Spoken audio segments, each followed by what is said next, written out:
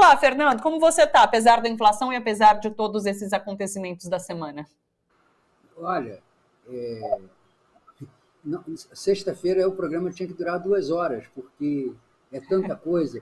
A começar dessa informação que encerrou aí as chamadas, da inflação, porque as pessoas talvez não estejam se dando conta. Nós tivemos uma inflação pré-plano real. O índice que a inflação alcançou em março é o maior desde março de 1994. Portanto, não é uma alta da inflação como qualquer outra, ou até mesmo provocada pelo aumento dos combustíveis, porque já aconteceram 200 aumentos de combustível de 1994 para cá, e nunca a inflação chegou no mês de março tão alta. Pior do que alta, alta e espalhada. Na coluna do jornalista José Paulo Kupfer, ele dá os números dos itens que estiveram em alta na apuração de março do IBGE. Dos 387 itens pesquisados pelo Instituto, 287, isto é, mais de 76%, subiram. A inflação ela está disseminada, ela está espalhada. E isso é muito grave porque mostra que não é um fenômeno pontual. Não se pode atribuir só ao aumento dos combustíveis essa elevação da inflação. Tanto é assim que o segundo índice mais alto, além do grupo transportes, no qual a gasolina influiu diretamente, que teve uma alta de 3%, 3,2%, foi o item alimentação, que subiu 2,46%. E o pior, segundo os dados da Fundação Getúlio Vargas, divulgados hoje cedo, é a quinta semana em que o preço dos alimentos apresenta alta significativa. A variação mensal do preço dos alimentos passou de 0,47% na primeira semana de fevereiro para 2,20% na medição efetuada na primeira semana de abril. Isto é, nós temos ainda em alta os preços da inflação. Tem mais coisa. Sim. As passagens aéreas, o IBGE mede com 2 meses de atraso. Ela mede passagens compradas para março, mas adquiridas no mês de janeiro. Então, nós temos 2 meses de atraso. E todos sabemos que as passagens aéreas subiram alguma coisa em torno de 30% a 40% com a elevação do preço dos combustíveis. Temos o reajuste recorde nos planos de saúde, 18%.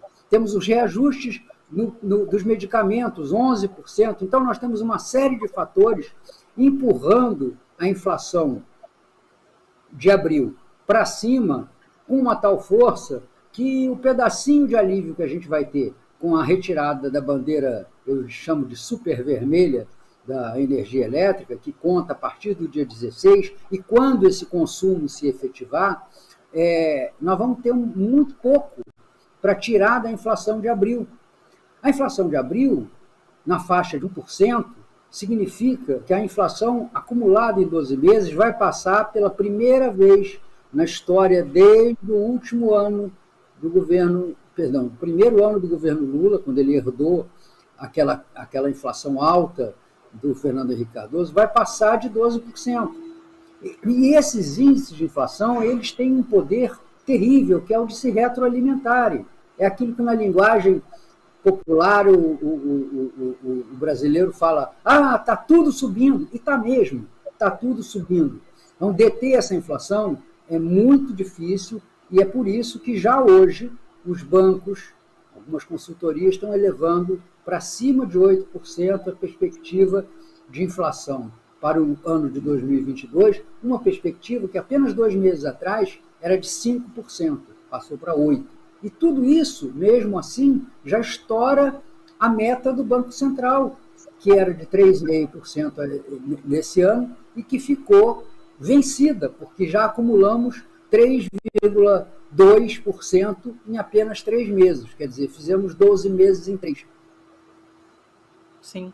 Aliás, daí transportando tudo isso, inclusive, para cenário político e ano eleitoral que a gente passa esse ano, as últimas pesquisas que saíram, né, IPESP e a Genial Quest, trouxeram que a economia é calcanhar de Aquiles de Bolsonaro nessa eleição, né? Então, eu queria que você fizesse essa leitura agora para a gente, relacionando esse momento econômico, esse pacote de bondades que, de repente, vai sair, a baixa bandeira da luz, né, que vai mudar, como você colocou agora, com o momento eleitoral que a gente está passando. Teve hoje, acrescentando a tudo isso, a pré-formação ali da chapa Alckmin-Lula, né, pré-oficialização dessa chapa. Então, como que você está vendo esse cenário político acompanhado dessa situação econômica? Olha, esse evento de hoje foi uma formalização e ele em si não teve aqueles traços de empolgação, né, que seria impossível esperar do Geraldo Alckmin. Geraldo Alckmin vibrar é mais difícil do que corda de violão. E o Lula, que está meio esgazeado, porque andou dando umas derrapadas essa semana, falando que ele sempre falou, mas de uma forma que permitiu a exploração, como sempre, né, malévola das forças do bolsonarismo. O Lula nunca defendeu o aborto pessoalmente, nem propôs a legalização do aborto, até porque seria impróprio para um presidente da República fazer isso com uma decisão que é meramente congressual, né, e que pertence, sobretudo, ao movimento das mulheres. O Lula disse a mesma coisa. Ontem coloquei no blog, inclusive, uma sequência de afirmações dele a respeito dessa questão, feitas desde lá de 1989, em toda eleição ele é questionado sobre isso, e em toda eleição ele diz a mesma coisa, que ele, pessoalmente, como pai de 5 filhos, católico, ele é contra, mas que ele entende que o assunto tem de ser tratado, e tem mesmo, porque como uma questão de saúde pública, porque é muito fácil você se agarrar, né, nos seus princípios morais, religiosos, e deixar que as pessoas pobres, que não têm condições de ter uma assistência médica que é acessível aos ricos, morram, as meninas se dissolvam em hemorragias infindas e infecções horrorosas, porque você simplesmente tem uma postura religiosa que é contrária ao aborto. Isso é uma maluquice, né? E isso é uma coisa que o tempo dissolverá. Thalita, você é muito jovem, você não viveu com o tempo da palavra desquitada. Até 1977, o Brasil não tinha divórcio. Quer dizer, casou errado, não deu certo, desgastou, acabou, morra sozinho, porque você não pode reconstruir a sua vida. Né? E isso acabou, se dissolveu. Ninguém mais lança mão dos argumentos da indissolubilidade do matrimônio, do que Deus uniu, homem nenhum há de separar. Isso acaba, isso passa, porque é a evolução do comportamento da sociedade. Talvez não passe para os velhinhos, feito eu, que tiveram que aguentar na infância a pecha de filho da desquitada, que era quase uma mulher desclassificada, aquela desquitada que não tinha sabido manter o lar unido. Isso passa, isso é uma bobagem, mas é usado por gente que não tem argumentos, que não tem que apresentar na economia, que não tem que apresentar nos direitos sociais, não tem que apresentar coisa alguma na saúde, não tem que apresentar coisa alguma na economia, não tem coisa alguma a apresentar no relacionamento internacional do país, na questão do meio ambiente, enfim. E tem que apelar para a chamada pauta de costumes. Costumes não são pauta, costumes são costumes, eles evoluem, eles sempre evoluem, aliás, muito mais lentamente do que muitos de nós deveríamos achar. Eu, sinceramente, em matéria de reacionarismo, eu gosto muito mais daquela pauta que a gente tinha há 20 anos atrás, a pauta dos direitos civis. É isso, nesse sentido, que nós temos que caminhar, de dar mais direitos e de reprimir, controlar, obrigar as pessoas a agirem da maneira que nós achamos certo que ela haja, né, e que não corresponde, muitas vezes, ao que ela precisa e deseja. Agora, nós temos uma sucessão que está marcada por algumas lendas. A primeira lenda agora é que o Bolsonaro está crescendo. Bom, sim, o Bolsonaro distribuiu R$400 para alguma coisa em torno de 35 milhões de pessoas. Se o cara não conseguir 3 ou 4% dos votos com isso aí, pelo amor de Deus, né? Isso aí dá umas 7, 8 botinas, como aquelas da roça, que você oferecia em véspera de eleição. Então, o primeiro elemento é esse. O segundo, tão importante quanto, a chamada terceira via, quer dizer, o alterbolsonarismo, se dissolveu, acabou. O Moro teve uma das ruínas mais estrepitosas que eu já vi de alguém na vida política. Thalita, você sabe que hoje está fazendo um ano, apenas um ano, de que o ministro Edson Fachin, pela primeira vez, anulou as sentenças condenatórias dadas pela 13ª Vara Criminal de Curitiba, no dia 8 de março do ano passado. Né?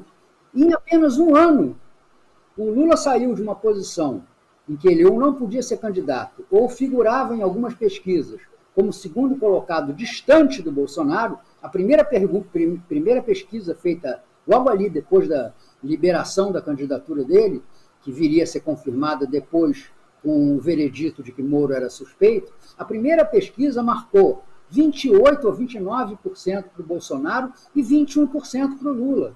Quer dizer, em um ano, o Bolsonaro praticamente se manteve no mesmo patamar que tinha, se você considerar essa subida dele no final, e o Lula mais do que dobrou a sua intenção de voto.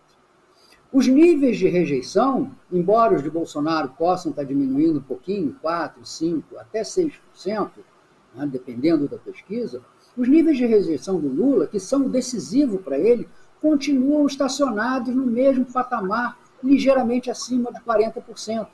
Teve 42% na pesquisa Quest, 43% na pesquisa IPESP, estão nesse patamar. Então, o teto de votos do Lula está expresso nas pesquisas de segundo turno, onde ele ganha com 20 ou mais pontos de diferença de Jair Bolsonaro. Nessa pesquisa Genial Quest de ontem, ele tem 21 pontos percentuais, 55 a 34, em relação ao Bolsonaro. Convertamos isso para votos válidos, tirando os nulos, brancos, indecisos, não vai votar em nenhum, etc. e tal, que são 12%. O resultado é 61,2% para o Lula, 38,8% para o Jair Bolsonaro. Ah, é pouco? Jair Bolsonaro teve uma vitória em 2018 que todos falaram que foi estrondosa, com apenas 10 pontos de vantagem para Fernando Haddad. Bolsonaro teve 55%, Haddad 45% dos votos válidos. Então, como é que nós achamos que uma diferença de 10% nos votos válidos, né, é acachapante, e outra diferença, que passe de 20% nos votos válidos, é apertado, minúsculo, arriscado? Não existe isso. Né?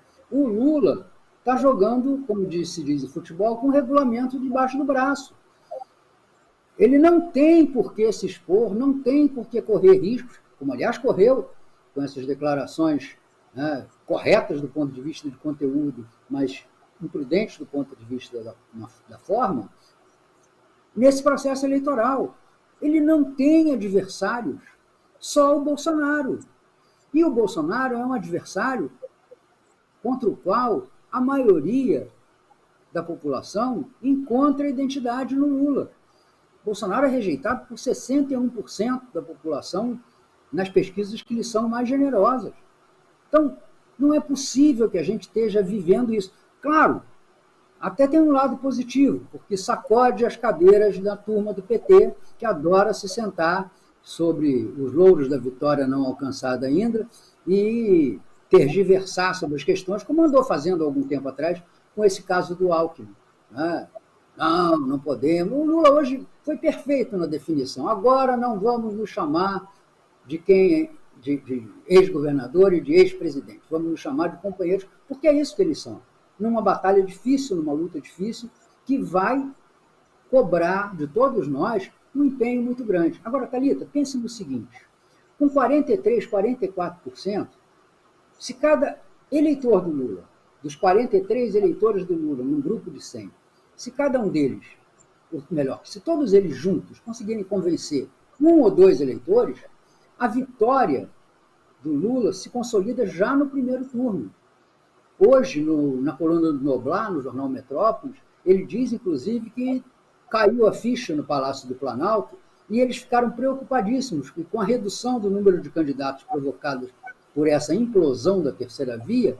O que está acontecendo? A soma dos demais candidatos está ficando menor do que a intenção de voto do Lula.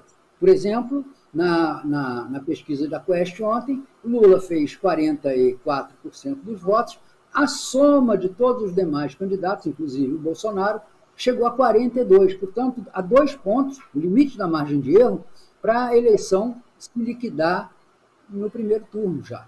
Então, esse é um problema que as pessoas estão analisando com um pouco de pavor natural, até diante da hipótese que Bolsonaro venha vencer a eleição, mas, na minha visão, estão refletindo de uma maneira equivocada. E é bom pensar, né, que, embora Lula seja o assunto do país inteiro, né, seja o pomo da discórdia, o polo decisivo, né, de ser contra o Lula ou a favor do Lula, ou melhor, não sendo contra o Lula, aceitar o Lula, a gente tem sempre que lembrar que o espaço do Lula nos meios de comunicação, na imprensa em geral, ele é sempre menor e tende a crescer com a exibição das peças de campanha, com a agitação que se cria em torno das viagens dos candidatos, porque, afinal de contas, só ele e o Bolsonaro têm condições de reunir plateia, um a pé ou na mulinha e o outro de BMW, mas